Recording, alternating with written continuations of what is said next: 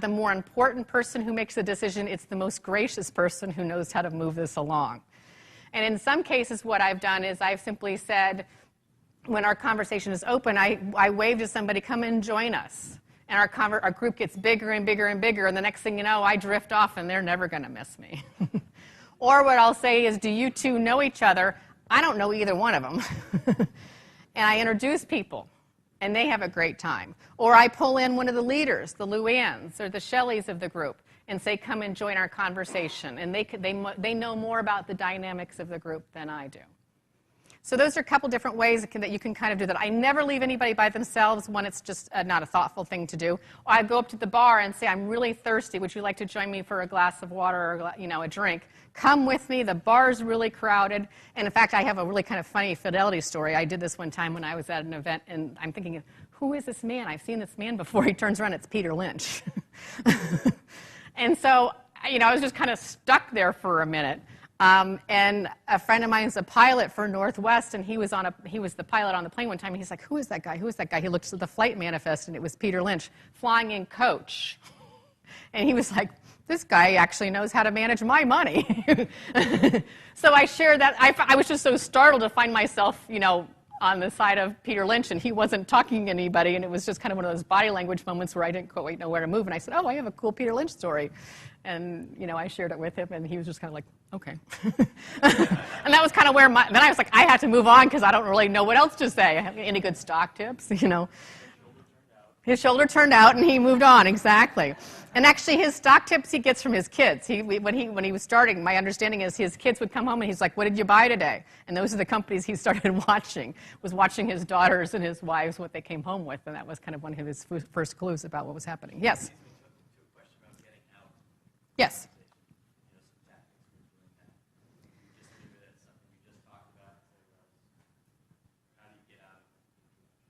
Well, when you get out of the conversation, in some cases, as I said, you take people to the bar, I'm thirsty, would you like to join me? And, you kind of move on from that. In many cases, they are trying to move on.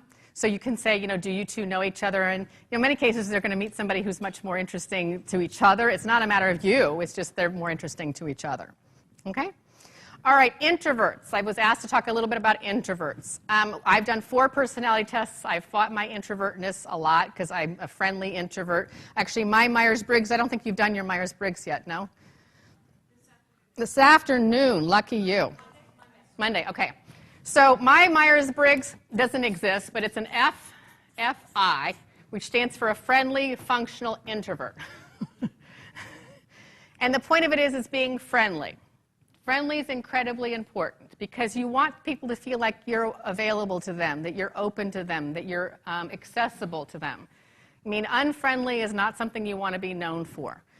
Functional, when I talked about this recently to a group of engineers, that one of the men came up to me afterwards, he says, I'm a dysfunctional introvert. How can I become a functional introvert?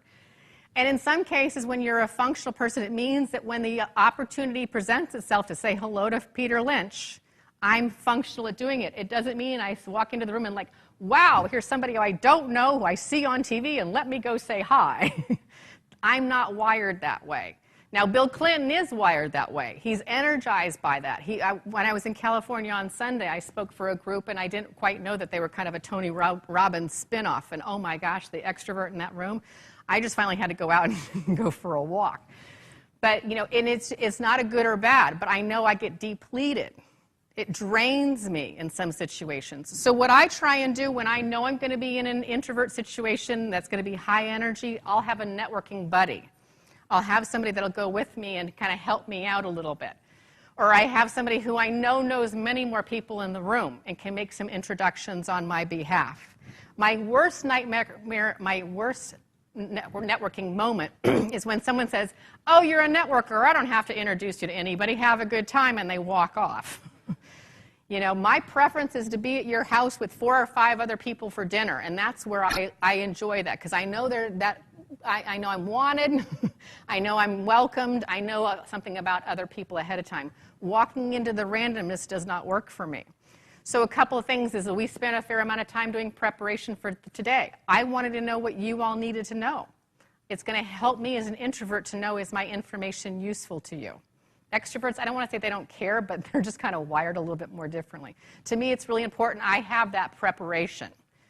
And so that's something I do. I do like to be in the room ahead of time. I like to be sure today, my day is quite busy, so I actually blocked out my day in 15-minute increments because I have an event that goes till 9 o'clock tonight. So I wanted to have that sort of plan. Normally, I don't do that. But when I know I'm kind of wired as an introvert, now there's the shyness clinic at Boston University, and I spent some time when I was working on my first book with them.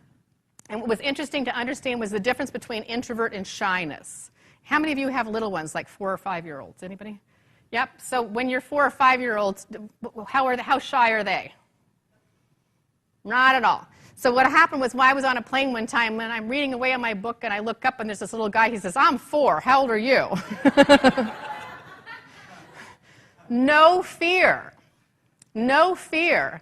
So what you realize is, in some cases, that a child has no fear. What they learn is fear, which turns into shyness. So in many cases, your little 4-year-old will, at some point at probably 8, 9 years old, certainly won't do that. At 14, they don't even want to know anybody. They'll want to be in a different part of the plane, you know. And if a 44-year-old turns around and says, "Hi, how old are you?" I'm going to ask to move my seat. So in many cases, we learn to be afraid. And one of my absolutely amazing examples of this was when I was, again, working on the first book. I got an email. "Are you the Diane Darling I knew in 5th grade?" And it was my honey, my crush from Indiana, Danny Whaley from 5th grade. And so he came out to Boston from Indiana. We went to the Red Sox together. We're walking down Newbury Street, and it was the funniest daggone thing. He's a big guy, and we're walking down the street looking forward to a good game. Who's going to win? "Hey, how are you? Isn't it a beautiful night for a game?" He's saying hi to everybody as we're walking down Newbury Street.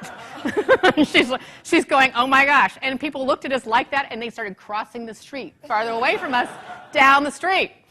I start laughing in hysterics. Of course, what does he do? He shuts down.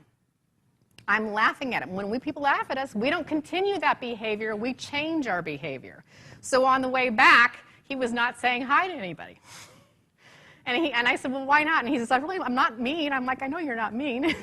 He was very funny. I truly hadn't seen him in a long time. One morning he came back, we met for coffee, and he says, "I just came back from my AA meeting," and he says, "I learned a new word." And I said, "What's that?" And he says, "Soba."